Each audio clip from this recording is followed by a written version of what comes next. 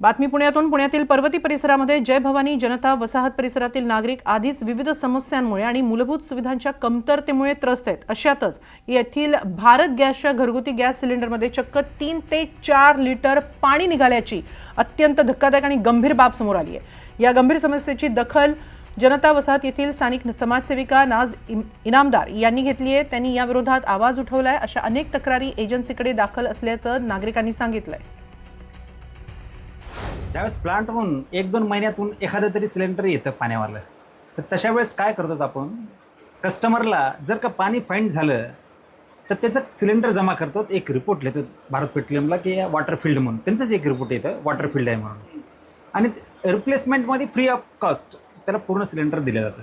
पण हे पाणी कशामुळे नेमकं येते, काय याचे कुणाची चूक आहे याच्या मागे? याच्यात काय होतं की प्लांटची ज्यावेळेस त्यांची पाईपलाईन, जी पाईपलाईन असते प्लांटची गॅस पाईपलाईन, त्याला प्रेशर टेस्ट करण्यासाठी त्यामध्ये पाणी भरतात आणि काढून टाकतात. इन केस थोडंफार जरी राहिलं त्या पाईपमध्ये पाणी, तर ह्या गॅस सोबत LPG सोबत येतं ते पाणी.